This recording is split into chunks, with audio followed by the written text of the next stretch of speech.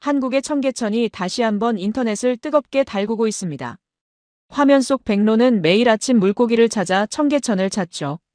CNN은 이 장면을 담기 위해 핀란드 생태학 교수를 초빙했습니다.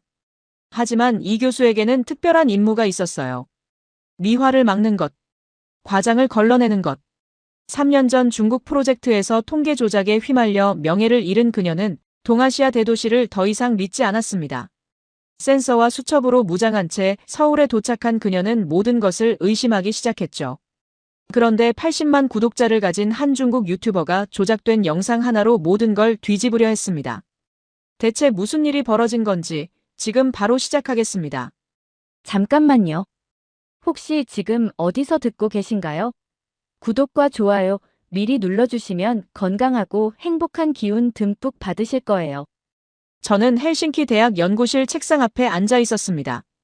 모니터 2대가 켜져 있었죠. 한쪽에는 청계천 야간 영상이 반복 재생되고 있었고 다른 쪽에는 CNN 제작진과의 화상회의 창이 떠 있었어요.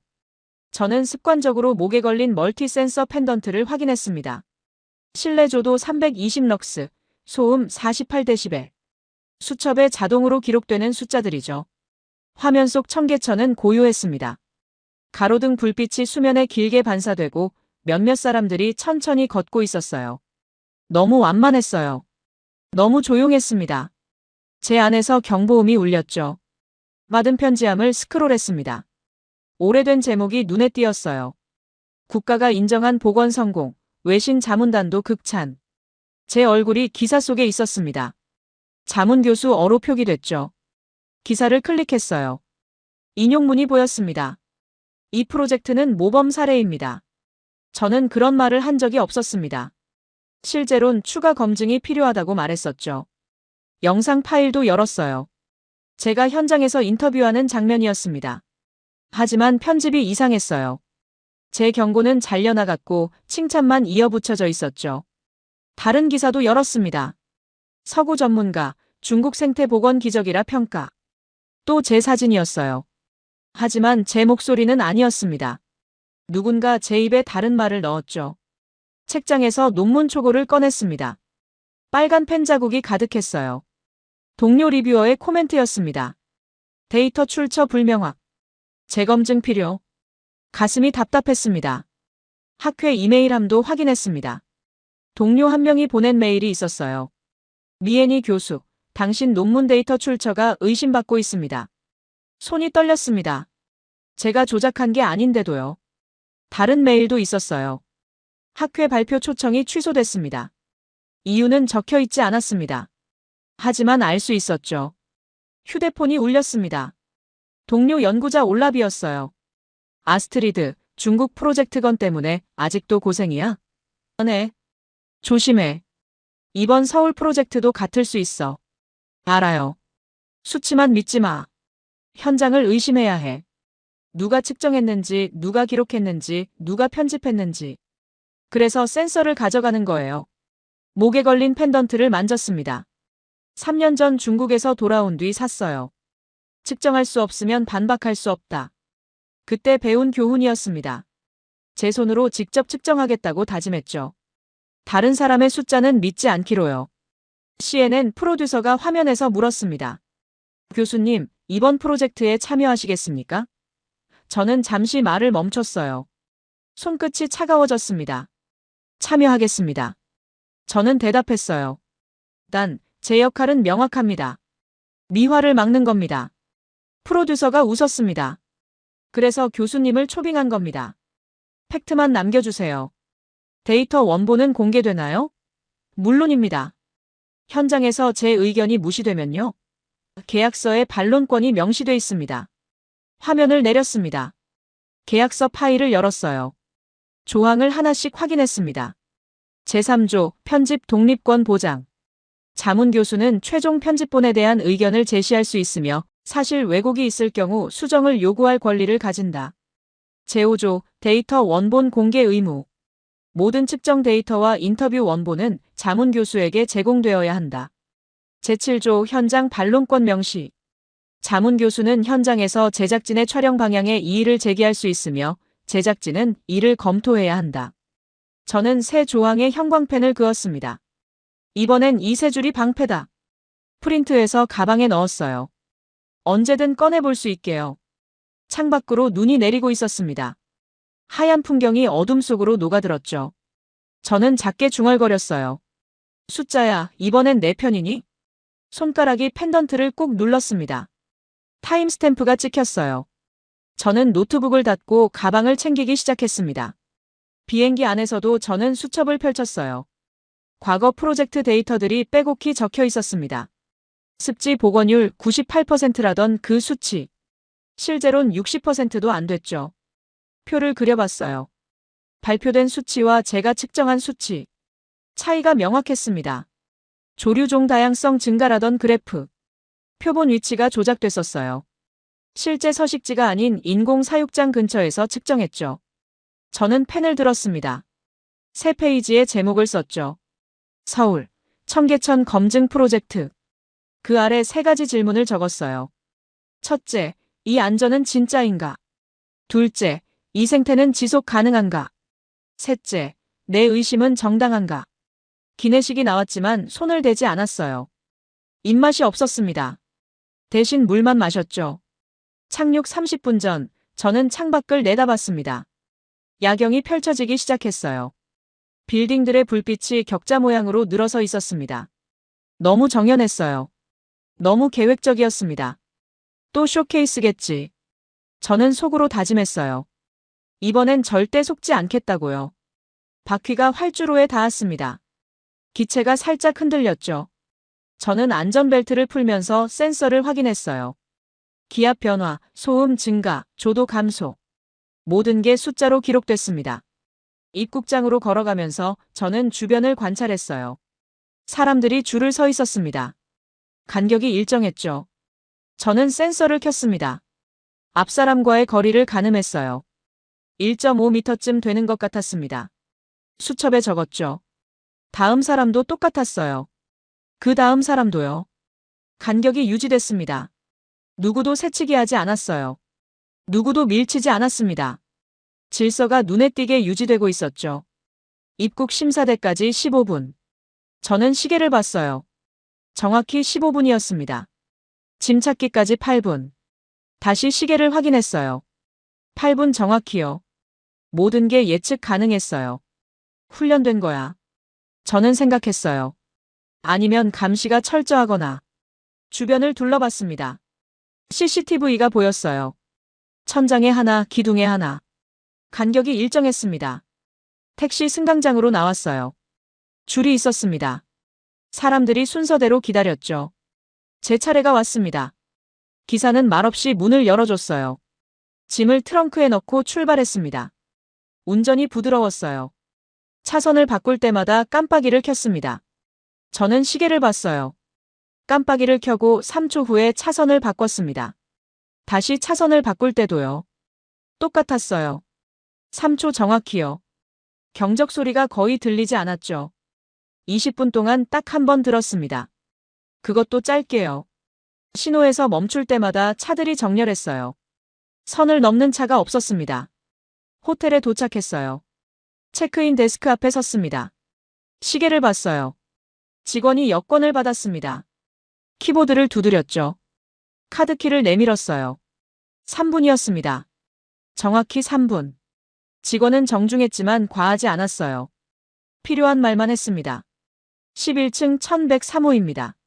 엘리베이터는 오른쪽입니다. 편안한 저녁 되세요. 방에 짐을 풀었어요. 시계를 봤습니다. 저녁 7시 45분. 간단히 씻고 옷을 갈아입었습니다. 8시에 청계천으로 나가기로 했어요. 저는 저녁 8시에 청계천으로 나갔습니다. 가로등이 이미 켜져 있었어요. 불빛이 수면에 부드럽게 퍼졌죠. 저는 센서 펜던트를 켜고 걷기 시작했습니다.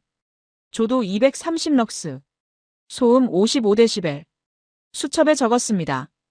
8시 15분. 저는 멈춰서 유동인구를 세기 시작했어요.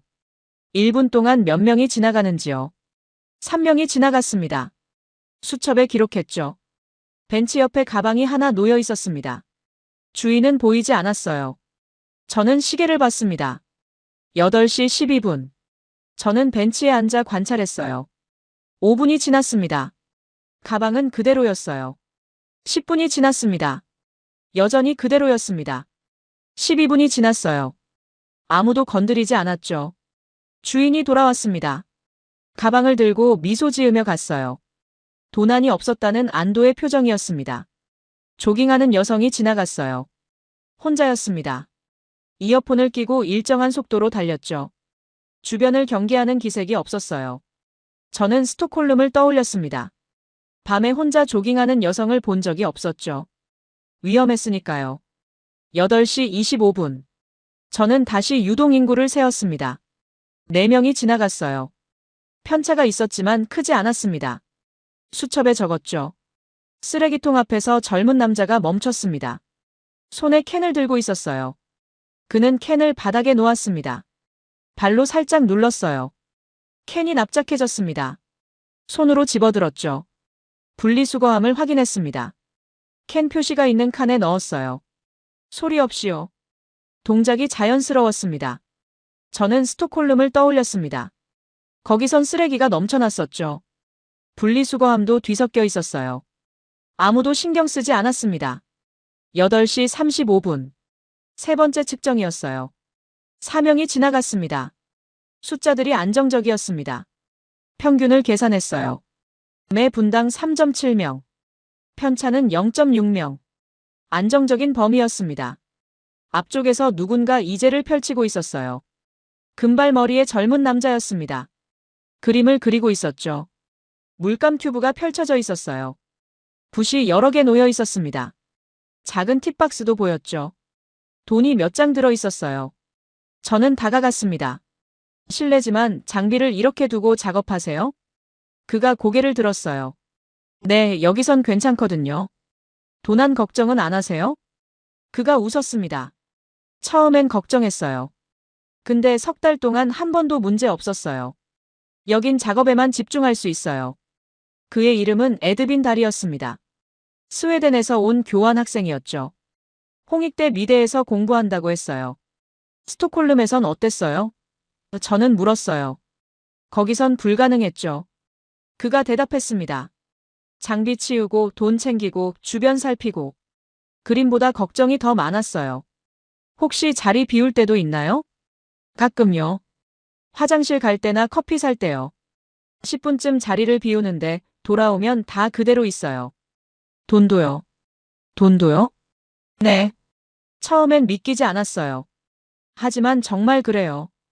한 번은 20분이나 비웠는데도 괜찮았어요. 저는 그의 말을 수첩에 적었습니다. 하지만 마음속으론 여전히 의심이 남아 있었어요. 너무 잘 훈련된 거야. 저는 생각했습니다. 보이지 않는 통제가 있을 거야. 계단을 내려가 수변 가까이 갔어요.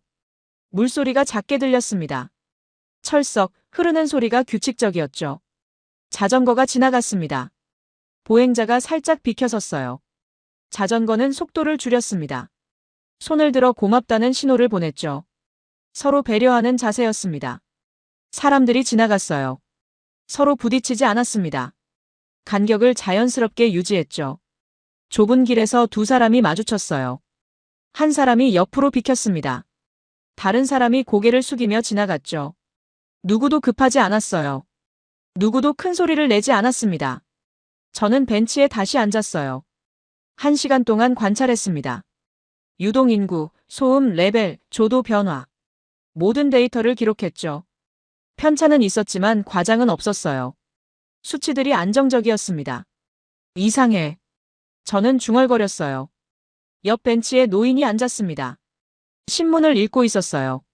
안경을 고쳐 쓰더니 천천히 페이지를 넘겼죠. 휴대폰을 꺼냈습니다. 누군가에게 전화를 걸었어요. 목소리가 작았습니다. 주변을 배려하는 음량이었죠. 평화로웠어요. 너무 평화로웠습니다. 저는 불안했어요. 이 완만함 뒤에 뭔가 숨겨진 게 있을 거라고 생각했습니다. 하지만 숫자는 거짓말하지 않았어요. 적어도 지금까지는요. 호텔로 돌아가는 길에 저는 다시 센서를 확인했습니다. 모든 데이터가 정상 범위였어요. 내일은 루틴을 본다. 저는 다짐했습니다. 루틴은 거짓말을 못하니까. 저는 아침 7시에 청계천으로 나갔습니다. CNN 팀과 만나기로 한 시간이었어요. 이미 4명이 와 있었죠. 필드 프로듀서 마일스 로건, 카메라맨 라파엘 곤살레스, 코디네이터 정은별, 그리고 서다영 박사가 함께 있었습니다. 서다영 박사는 말이 적었어요. 8시 30분에 백로가 옵니다. 짧게 말했죠. 매일 같은 자리에 섭니다. 저는 수첩을 꺼냈어요. 매일요? 3년 동안 기록했습니다. 그녀가 대답했어요. 오차는 5분 이내입니다. 어떻게 그렇게 정확하죠? 서다영 박사가 파일을 꺼냈습니다. 두꺼운 바인더였어요. 현장 표준운 0지침입니다. 그녀가 말했어요. 같은 시간, 같은 위치, 같은 방법으로 관찰합니다. 페이지를 넘겼어요. 관찰 시각이 적혀 있었습니다. 8시 30분, 오차 범위 플러스 마이너스 5분. 관찰 위치도 명시돼 있었죠. 시구간, 수면에서 15m 지점. 관찰 방법도 상세했습니다. 육안 확인, 사진 촬영, 행동 기록. 루틴은 환경의 안정성을 증명합니다. 그녀가 말했어요. 변수를 최소화해야 패턴이 보이니까요. 라파엘이 삼각대를 세웠습니다. 각도를 정확히 맞추고 있었어요. 수평계를 확인했습니다. 기포가 중앙에 왔는지 봤죠. 프레임 라인을 조정했어요. 화면을 3등분하는 선이 보였습니다. 백로가 설 자리를 미리 계산한 거였죠. 저는 옆에서 지켜봤습니다. 그의 손놀림이 세밀했어요. 로우라이트 세팅입니다. 그가 설명했어요. 자연광만으로 찍어야 합니다. 셔터는 50분의 1, ISO는 한계치까지 올렸어요. 왜 그렇게 하죠? 라파엘이 카메라에서 눈을 떼지 않고 대답했습니다. 인공 조명을 쓰면 동물이 반응합니다. 행동이 바뀌죠. 그럼 자연스러운 장면이 아니에요. 셔터 속도는요? 빠르면 날개 움직임이 부자연스럽게 보입니다. 느리면 떨림이 생기죠. 50분의 1이 균형점이에요. 연출된 장면은 결국 티가 납니다. 그가 덧붙였어요. 자연스러운 빛, 자연스러운 움직임. 그게 진짜를 증명하니까요.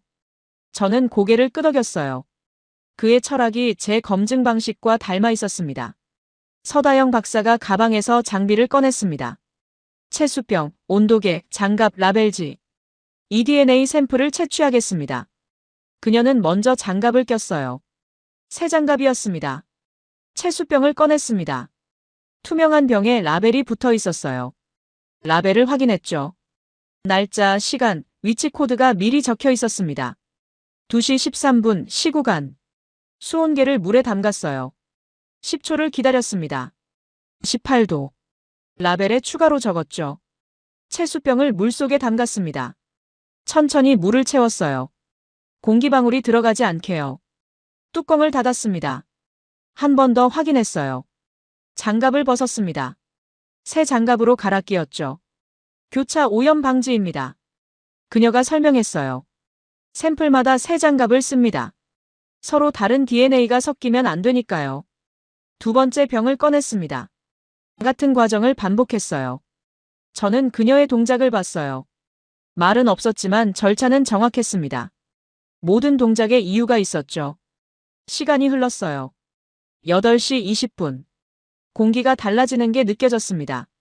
수면 위 반사광이 얕아지기 시작했어요. 마일스가 속삭였습니다. 준비하세요. 8시 25분. 저 멀리서 하얀 그림자가 보였어요. 라파엘이 초점을 맞췄습니다. 숨을 고르기 시작했죠. 8시 30분. 백로가 수면 위에 섰습니다. 정확히 화면 좌측 3분의 1 지점이었어요. 라파엘이 미리 계산한 자리였죠. 가느다란 다리가 물속에 잠겼습니다. 목선이 S자 곡선을 그렸어요. 라파엘이 셔터를 눌렀습니다. 소리 없이요. 저는 숨을 죽였어요. 새는 움직이지 않았습니다. 바람도 잠잠했죠. 1분이 지났습니다. 백로가 여전히 서 있었어요. 5분이 지났습니다. 자세가 변하지 않았습니다. 10분이 지났어요. 백로가 천천히 목을 숙였습니다. 물속을 들여다봤죠. 그리고 날아올랐습니다. 날개가 수면을 스쳤어요. 매일 이래요? 저는 물었습니다. 네. 서다영 박사가 고개를 끄덕였어요. 10분 전후로 머뭅니다. 그리고 북쪽으로 날아가죠. 야간엔 수달도 지나갑니다. 수달이요? 11시쯤입니다. 이 구간을 통과하죠. 물살을 거슬러 올라갑니다. 저는 메모했어요. 하지만 여전히 의심이 남아 있었습니다. 야간 촬영 가능한가요? 마일스가 물었어요. 가능합니다. 라파엘이 대답했죠. 장비는 준비돼 있어요. 렌즈만 교체하면 됩니다. 서다영 박사가 두꺼운 파일을 꺼냈습니다. eDNA 시계열 데이터입니다. 지난 3년치예요. 저는 자료를 받아 펼쳤어요. 첫 페이지는 그래프였습니다. 시간축과 종 다양성 지수. 지난 3년간 꾸준히 상승했어요. 계절별 편차는 있었지만 전체적인 추세는 명확했습니다. 두 번째 페이지는 어종 목록이었어요. 쉬리, 떡납줄갱이, 피라미, 갈견이. 토착종들이 나열돼 있었습니다. 이 패턴이 자연 번식을 의미합니다. 그녀가 설명했어요. 박류만으로는 이런 패턴이 안 나와요. 세대가 이어져야 합니다. 세 번째 페이지는 수질 데이터였습니다. 수온, pH, 용존산소, 탁도. 모든 항목이 안정 범위 안에 있었어요. 환경이 안정적입니다. 그녀가 말했어요. 그래서 생물이 정착할 수 있죠. 저는 데이터를 꼼꼼히 봤습니다. 숫자들이 일관성을 보였어요. 조작의 흔적을 찾을 수 없었습니다. 밤이 됐습니다. 저희는 다시 같은 자리에 모였어요. 11시가 가까워졌습니다. 수면이 고요했어요. 라파엘이 렌즈를 교체했습니다. 야간 전용입니다. 개방값이 1.4예요. ISO도 올렸죠. 3200까지 올렸어요. 이 정도면 달빛만으로도 찍힙니다. 11시. 저는 시계를 봤어요. 그때 작은 파문이 일었습니다. 수평으로 원이 번졌죠. 갈색 등선이 물결을 따라 움직였어요. 수달이었습니다. 라파엘이 촬영을 시작했어요. 저는 센서를 껐습니다. 맨눈으로 확인하고 싶었거든요. 수달이 천천히 헤엄쳤어요. 물살을 가르며 지나갔죠. 연출이면 이 타이밍은 불가능해. 저는 속으로 생각했습니다. 수달이 시야에서 사라졌습니다. 저는 수첩 첫 줄을 고쳤어요. 루틴은 거짓말을 못한다. 축적된 관리의 결과. 그날 밤 호텔로 돌아가면서 저는 생각했습니다. 제 편견이 흔들리고 있었어요. 저는 2시 13분에 지하철에 올랐습니다. CNN 팀과 함께였어요. 삼각대, 카메라 가방, 조명 장비까지 들고 있었죠. 플랫폼은 붐볐습니다. 하지만 질서가 있었어요. 사람들이 노란 안전선 앞에 섰습니다. 발끝이 선을 넘지 않았죠. 일렬로 늘어섰어요. 저는 관찰했습니다. 누구도 선을 밟지 않았어요. 간격도 일정했습니다. 열차가 들어왔어요. 바람이 불었습니다. 하지만 아무도 앞으로 나가지 않았죠. 문이 열렸습니다. 하차하는 사람들이 먼저 내렸어요. 그 다음 탑승이 시작됐죠. 밀치는 사람이 없었습니다. 순서대로 올랐어요. 저희도 탑승했습니다. 좌석은 없었어요. 세로봉을 잡았습니다. 라파엘이 삼각대를 세로봉 옆에 세웠어요. 환승역이 가까워졌습니다. 안내방송이 나왔어요. 사람들이 일어서기 시작했습니다. 문이 열렸어요. 저희는 급히 내렸습니다. 플랫폼에 섰을 때 라파엘이 소리쳤어요. 삼각대가 없어요. 우리는 뒤를 돌아봤습니다. 열차가 이미 출발하고 있었어요. 세로봉 옆에 세워뒀었는데 라파엘의 목소리가 떨렸습니다. 마일스가 말했어요. 영무원에게 가야겠어요. 정은별이 휴대폰을 꺼냈어요. 앱으로 바로 접수할 수 있어요. 그녀의 손이 빠르게 움직였죠. 앱을 열었습니다. 분실물 신고 버튼을 눌렀어요. 노선 선택. 2호선. 탑승 시각 입력. 2시 5분. 하차역 입력. 현재 영명. 물품 설명. 삼각대, 검은색, 길이 150cm. 사진 첨부. 라파엘이 예비 사진을 보냈습니다. 접수 완료. 1분도 안 걸렸어요. 접수 번호가 나왔어요. 정은별이 말했습니다. 확인되면 20분 내로 문자 옵니다. 저는 놀랐습니다. 20분이라니요. 정말 그렇게 빨리 찾을 수 있나요? 네, 시스템이 잘 돼 있어요. 정은별이 대답했습니다. 열차 CCTV로 확인하고 다음 역에서 회수합니다. 우리는 출구로 향했어요. 계단 입구가 보였습니다. 사람들이 양쪽으로 나뉘어 올라갔어요. 표지판이 있었죠. 오른쪽은 빠른 통행, 왼쪽은 천천히. 저는 왼쪽으로 걸었습니다. 앞사람과 거리를 유지했어요. 계단 중간쯤 왔을 때였습니다. 오른쪽에서 누군가 빠르게 올라왔어요. 저는 살짝 비껴섰습니다. 그 순간 어깨가 부딪혔어요. 균형이 흔들렸죠. 고개를 숙이며 손을 뻗었습니다. 안경이 바닥에 떨어졌어요. 쩍 소리가 들렸습니다. 프레임 한쪽이 부러졌어요. 렌즈에도 금이 갔습니다. 저는 안경을 주워들었습니다. 세상이 변했어요. 흐릿해졌습니다. 계단 높이가 불분명했어요. 어디가 끝인지 알 수 없었죠. 표지판 글자가 번졌습니다. 읽을 수 없었어요. 사람 얼굴 윤곽도 퍼져 보였습니다. 누가 누군지 구분이 안 됐죠. 이런. 저는 한숨을 쉬었어요. 괜찮으세요?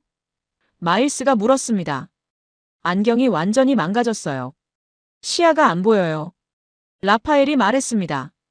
근처에 안경점 있을 겁니다. 가까운 데 가죠. 정은별이 검색했어요. 종로에 안경점 많아요. 도보 5분 거리입니다. 저는 고개를 끄덕였어요. 선명함이 무너지면 데이터도 무너집니다. 지금 필요한 건 시야였어요. 출구로 나왔습니다. 영무원이 안내 데스크에 서 있었어요. 정은별이 다가갔습니다. 분실물 접수 확인 부탁드립니다. 영무원이 모니터를 봤어요. 접수번호 보여주세요. 정은별이 휴대폰을 내밀었습니다. 확인됐습니다. 영무원이 말했어요. 현재 조회 중입니다. 다음 역 도착 시 확인 예정이에요. 확인되는 대로 문자 발송됩니다. 얼마나 걸리나요? 보통 15분에서 20분입니다. 설명 필요 없습니다. 시스템이 자동으로 처리됩니다. 저는 그 말에 놀랐어요. 시스템이 자동으로요. 걷는 동안 저는 생각했습니다. 헬싱키에서 지하철에 물건을 두고 내린 적이 있었죠. 찾는데 이틀이 걸렸어요. 분실물 센터에 직접 가서 긴 양식을 작성하고 사진을 제출하고 전화를 기다렸습니다. 여기는 달랐어요. 앱 하나로 1분 만에 접수. 20분 안에 회수. 정은별의 휴대폰이 울렸습니다. 문자였어요. 조회 중이래요. 희망이 보였어요. 골목으로 들어섰습니다. 작은 안경점이 보였죠. 유리문 너머로 장비들이 가지런히 놓여 있었어요. 저는 문을 열고 들어갔습니다. 50대 중반의 안경사가 고개를 들었어요. 저는 부서진 안경을 내밀었습니다. 말이 막혔어요. 한국어를 못하니까요. 그가 잠시 상황을 파악했습니다. 저를 봤어요. 부서진 안경을 봤죠. 뒤에 선 팀원들도 봤습니다. 미소를 지었어요. 휴대폰을 꺼냈습니다. 앱스토어를 열었어요. 검색창에 뭔가 입력했습니다. 번역 앱이 나타났어요. 다운로드 버튼을 눌렀죠. 설치가 진행됐습니다. 5초, 10초, 15초. 앱을 실행했어요. 권한 요청이 떴습니다. 마이크 허용. 준비가 됐습니다. 1분도 안 걸렸어요. 화면에 문장이 떴습니다. 괜찮습니다. 먼저 눈 상태 확인하겠습니다. 저는 안도했어요. 안경사가 의자를 가리켰습니다. 저는 앉았어요. 그가 버튼을 눌렀습니다. 등받이가 천천히 젖혀졌죠. 이마 받침이 제 이마에 닿았습니다. 자동 굴절 검사기였어요. 정면을 보세요. 번역 앱이 말했습니다. 빛이 눈동자를 향했죠. 기계 안쪽에 작은 점들이 보였어요. 기계가 숫자를 뱉어냈습니다. 프린터에서 종이가 나왔어요. 안경사가 읽었습니다. 왼쪽 마이너스 1.25. 오른쪽 마이너스 1.25. 난시 미세. 종이에 메모했어요. 다음은 동공거리 측정이었습니다. 작은 자를 들이댔어요. 제 얼굴에 가까이 가져왔습니다. 정면 보세요. 저는 그의 코끝을 봤어요. 자의 눈금을 읽었습니다. 62mm. 종이에 점 2개를 찍었어요. 광학 중심 표시였습니다. 이제 주관식으로 확인하겠습니다. 번역 앱이 말했어요. 작은 렌즈판을 가져왔습니다. 렌즈를 하나씩 갈아 끼우기 시작했어요. 이게 더 선명합니까? 첫 번째 렌즈. 글자판이 보였어요. 조금 흐렸습니다. 아니요. 두 번째 렌즈. 글자가 또렷해졌어요. 네, 이게 나아요. 이건요? 세 번째 렌즈. 더 선명해졌습니다. 네, 더 좋아요. 이건요? 네 번째 렌즈. 너무 강했어요. 눈이 피로했습니다. 아니요, 전게 나아요. 도수가 반 단계씩 조정됐습니다. 최적점을 찾아가는 과정이었죠. 난시 축각도도 확인했어요. 렌즈를 회전시키며 물었습니다. 이게 선명합니까? 아니면 이게 선명합니까? 저는 주의 깊게 대답했어요. 선이 흐릿하다가 또렷해졌습니다. 경계가 점점 명확해졌어요. 카메라 일 많이 하시죠? 그가 물었습니다. 네, 촬영 일정이 있어요. 그럼 근거리도 확인해야 합니다. 작은 글씨판을 꺼냈어요. 40cm 거리에 놓았습니다. 렌즈를 한 번 더 조정했죠. 이제 이 글씨 읽어보세요. 작은 글씨들이 보였습니다. 또렷했어요. 잘 보여요. 좋습니다. 안경사가 새 렌즈를 꺼냈습니다. 투명한 원형이었어요. 중심점을 찍었습니다. 가느다란 마커로 정확히 표시했죠. 제 동공 위치와 일치시켰어요. 커팅기로 가져갔습니다. 렌즈를 기계에 고정했어요. 버튼을 눌렀습니다. 얕은 기계음이 일정하게 올라갔다 내렸어요. 날이 렌즈 테두리를 깎아냈습니다. 정확한 원형으로요. 테가 얇아서 0.1mm만 더 깎겠습니다. 그가 말했어요. 흔들림 없게요. 미세 조정 버튼을 눌렀습니다. 다시 한번 날이 돌았어요. 렌즈가 완성됐습니다. 프레임을 골랐습니다. 여러 개를 꺼내 제 얼굴에 대봤어요. 이게 좋겠습니다. 콧대가 낮아지는 지점을 확인했어요.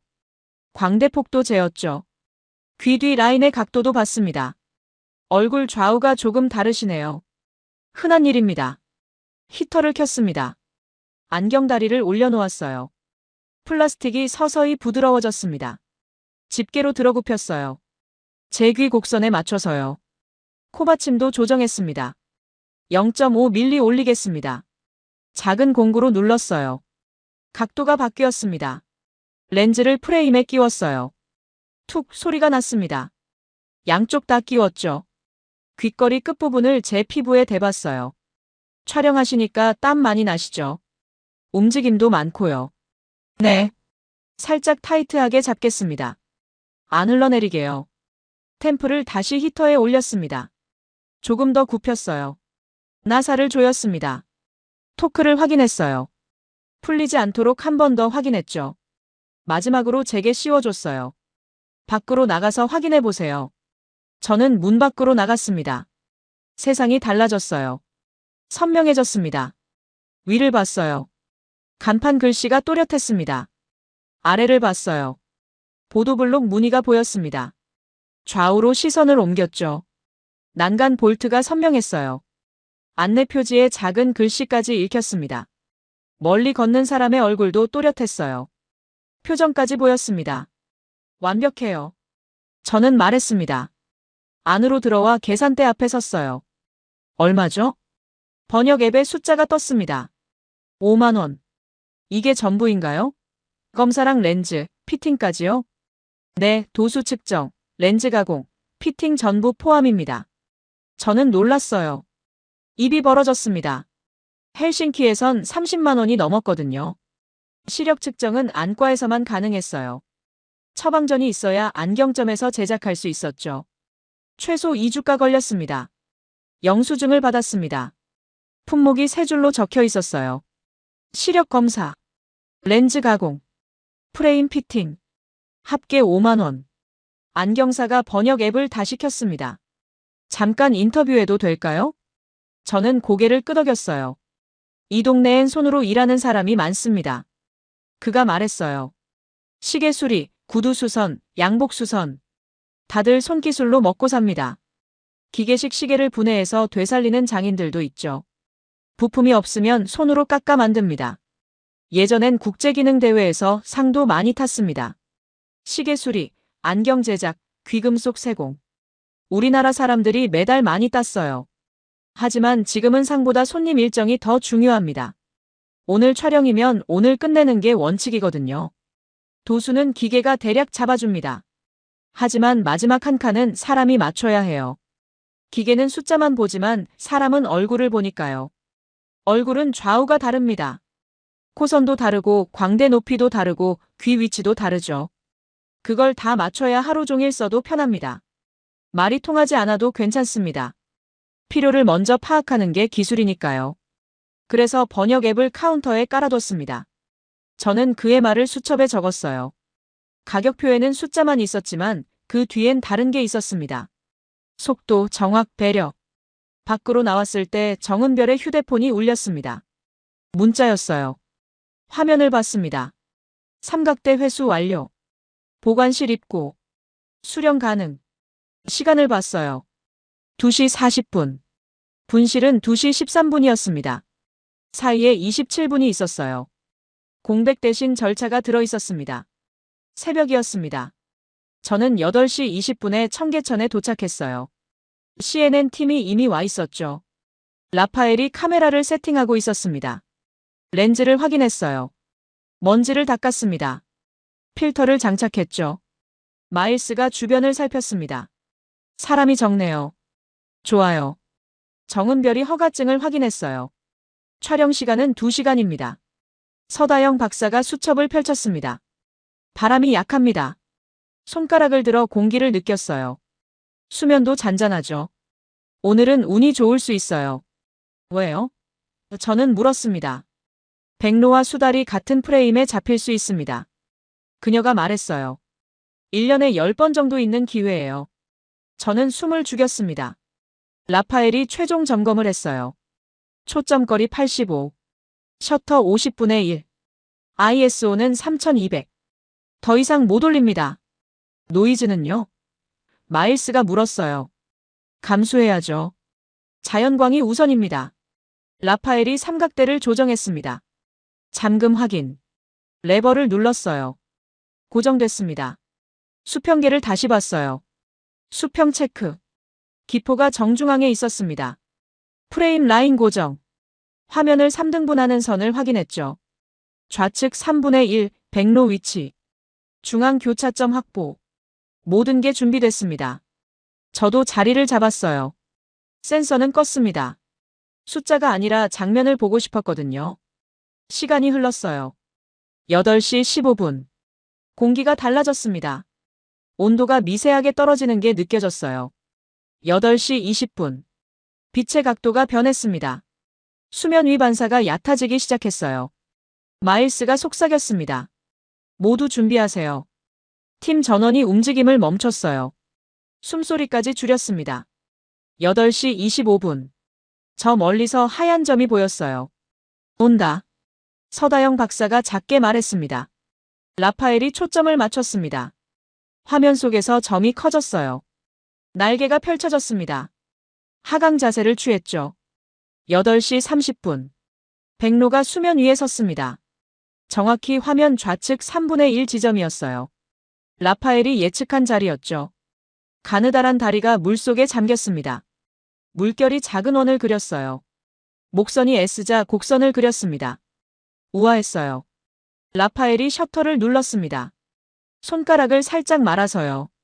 소리를 최소화했습니다. 찰칵. 작은 소리였습니다. 백로가 반응하지 않았어요.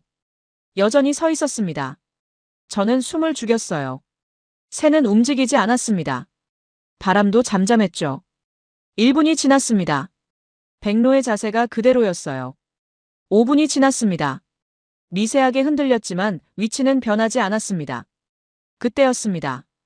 우측 수면에서 작은 변화가 생겼어요. 파문이었습니다. 수평으로 원이 번졌죠. 서다영 박사가 손가락을 들었습니다.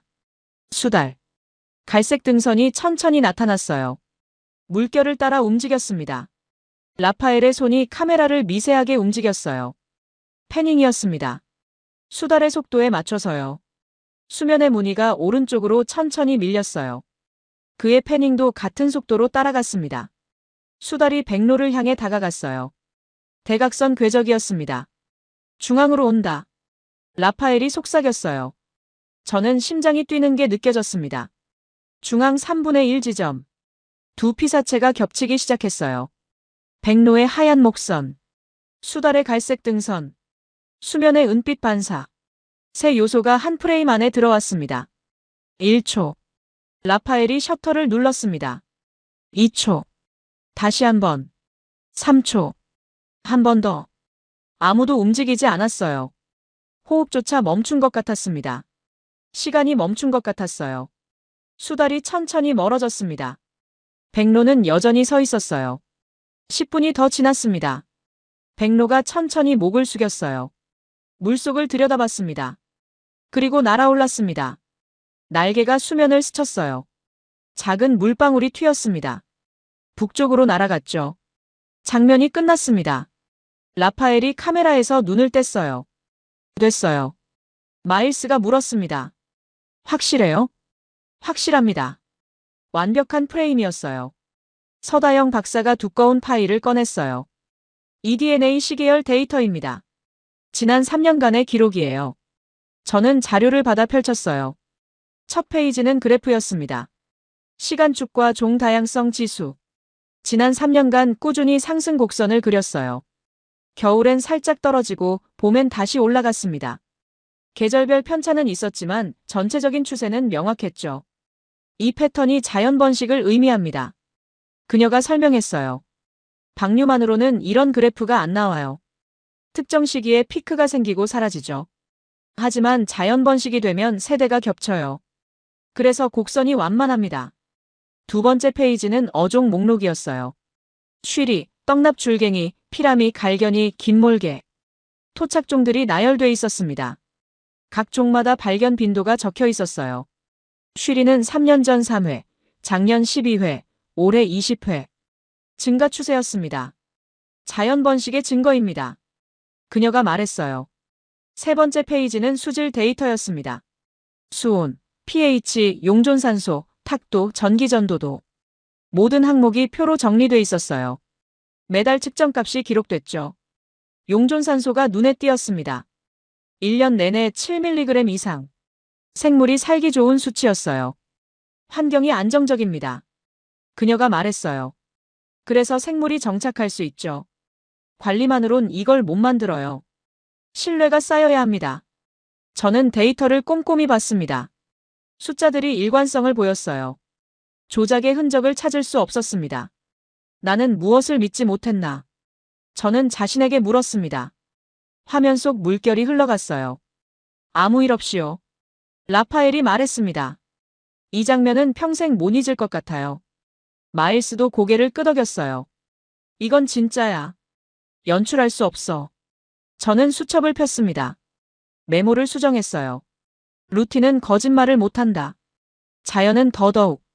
그날 오후 호텔로 돌아왔습니다. 노트북을 켰어요. 첸 로우린의 채널을 다시 확인했습니다. 새 영상이 올라와 있었어요. 청계천 밤의 진실. 썸네일이 흑백이었습니다. 대비가 과장됐고 불안한 레이아웃이었죠. 조회수가 10만을 넘어섰어요. 저는 영상을 재생했습니다. 화면 속에서 야간 장면이 나왔어요. 어두운 길, 달리는 사람들. 갑자기 폭력 장면으로 전환됐습니다. 목소리가 들렸어요. 이것이 청계천의 실체입니다. 밤이 되면 드러나는 진실입니다. 댓글창을 봤어요. 1,500개가 넘었습니다. 역시 동아시아는 다 똑같네. 쇼케이스였구나. CNN은 또 속겠지. 하지만 이상한 점이 있었어요. 계정들을 클릭해봤습니다. 프로필 사진이 없었어요. 생성일이 대부분 일주일 이내였습니다. 게시물도 없었죠. 무엇이었어요? 저는 영상을 멈췄습니다. 프레임을 하나씩 확인하기 시작했어요. 난간이 보였습니다. 확대했어요. 볼트 간격을 측정했습니다. 화면 캡처 도구로 픽셀을 세웠어요. 비율을 계산했습니다. 실제 길이로 환산하면 450ml쯤 됐어요. 서울 하천 표준을 검색했습니다. 300ml였습니다. 150ml 차이. 수첩에 적었어요. 볼트 간격 불일치. 서울 300, 영상 450. 다음은 간판이었습니다. 교각 표지판을 확대했어요. 글자가 이상했습니다. 받침 위치가 달랐어요. 획수도 맞지 않았습니다. 한글이 아니었어요. 간체였습니다. 캡처해서 저장했습니다. 라파엘에게 전화했습니다. 이 영상 좀 봐주세요. 10분 후 그가 호텔 방으로 왔어요. 노트북 화면을 함께 봤습니다. 메타데이터를 확인해 봐야겠어요. 그가 말했습니다. 영상 파일을 다운로드했어요. 속성을 열었습니다. 촬영 시각이 나왔습니다. 오후 11시 30분. 한국 시간으로요? 제가 물었습니다. 라파엘이 계산했어요. 영상 속 배경은 밤이에요. 한국 밤 11시 30분이면 맞습니다. 하지만 메타데이터 시간대를 보세요. UTC 플러스 8. 한국은 UTC 플러스 9 아닌가요? 맞아요. 1시간 차이가 나요. 어디죠? UTC 플러스 8은 중국이요. 베이징 시간입니다. 저는 즉시 보고서를 작성하기 시작했습니다. 3가지 허점을 정리했어요. 첫째, 난간 볼트 간격. 화면 캡처 2장을 나란히 놓았습니다. 서울 청계천 사진과 영상 속 장면. 자로 간격을 표시했어요. 300mm와 450mm. 수치를 2줄로 적었습니다. 사이에 150mm가 거짓의 길이였어요. 둘째, 간판 자형. 교각 표지판 확대 이미지. 받침과 획수를 분석했습니다. 한글 표준과 비교표를 만들었어요. 차이가 명확했습니다. 셋째, 메타데이터 시간대. 파일 속성 스크린샷. UTC 플러스 8. 한국 시간대와 비교. UTC 플러스 9. 1시간 차이. 마일스에게 이메일을 보냈습니다. CNN 법무팀에도 전달했어요. 서다영 박사에게도 연락했습니다. 혹시 이 장면의 위치를 특정할 수 있을까요? 한번 봐볼게요. 이틀이 걸렸습니다. 서다영 박사팀의 보고서가 왔어요. 하천 구조, 난간 형태, 교각 간격을 분석했습니다. 서울 청계천과 일치하지 않습니다. 식생 패턴을 확인했습니다. 한국 중부지방 식생과 다릅니다. 유사 구조물을 검색한 결과 중국 광저우 인근 하천과 구조가 일치합니다. 결론 영상은 광저우 인근에서 촬영된 것으로 추정됩니다. CNN 포렌식 팀의 결과도 왔어요. 메타데이터 편집 흔적 발견. 원본 파일이 수정됐습니다. 지오태그 데이터 삭제 확인. 위치 정보가 의도적으로 제거됐습니다. 그 사이 첸 로우린 채널은 계속 공세를 펼쳤어요. 2번째 영상이 올라왔습니다. CNN도 속을 청계천 신화. 댓글이 2,000개를 넘어섰습니다. 하지만 저는 패턴을 봤어요. 계정 생성일, 댓글 패턴, 어투. 모두 보시였습니다. 그날 오후 이메일이 하나 왔습니다. 스폰서 업체였어요. 첸 로우린 채널의 청계천 관련 영상에 대한 사실 확인을 요청합니다. 사실이 아닐 경우 광고 집행을 일시 보류하겠습니다. 첸에게 압박이 시작된 거였어요. 저는 CNN 법무팀에 모든 자료를 보냈습니다. 비교 이미지, 메타데이터 분석, 포렌식 보고서, 서다영 박사팀의 위치 분석. 증거를 한 파일로 정리했어요. 이틀 후 플랫폼이 움직였습니다. 첸의 영상에 경고 라벨이 붙었어요. 조작된 영상일 가능성 있음. 독립 검증 대기 중. 회색 라벨이었습니다. 노출이 제한됐어요. 추천 피드에서 빠졌습니다. 알고리즘이 영상을 숨기기 시작했죠. 광고도 차단됐어요. 수익 창출이 중단됐습니다. 첸이 즉시 라이브 방송을 시작했습니다. 이건 검열입니다. 진실을 말하면 이렇게 됩니다. 하지만 채팅창은 달랐어요. 몰트 간격 보세요. 300bs 450입니다. 비교 이미지가 올라왔습니다. 누군가 제 분석을 퍼뜨렸어요. 간판 글자 한글 아니에요. 받침 위치 다릅니다. 확대 사진이 쌓였습니다. 메타데이터 UTC8이에요. 한국은 UTC9입니다.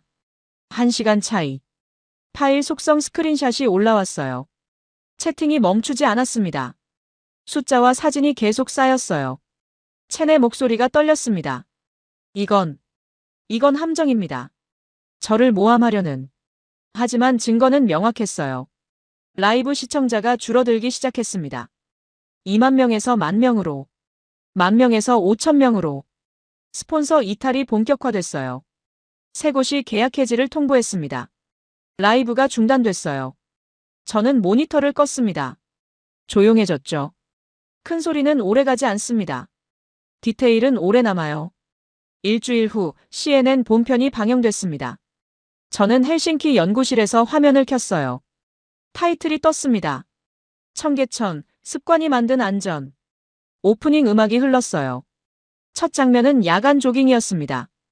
혼자 달리는 여성. 이어폰을 끼고 주변을 경계하지 않는 모습. 내레이션이 흘렀습니다. 안전은 구호가 아니라 반복이다.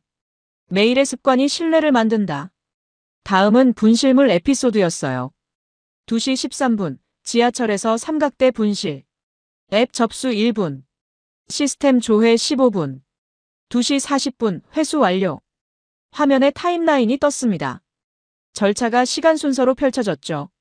시스템은 약속을 지킨다. 시간은 숫자로 증명된다. 안경점 장면이 나왔어요. 부서진 안경. 번역 앱 즉시 설치. 1분. 도수 측정. 렌즈 가공. 프레임 피팅. 영수증 클로즈업. 5만 원. 기술은 배려와 함께 온다. 가격은 정직함의 척도다.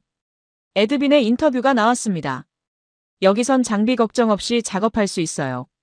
그림에만 집중하면 됩니다. 백로와 수달 장면. 8시 30분, 백로 도착. 중앙 3분의 1 교차. 2, 3초의 순간.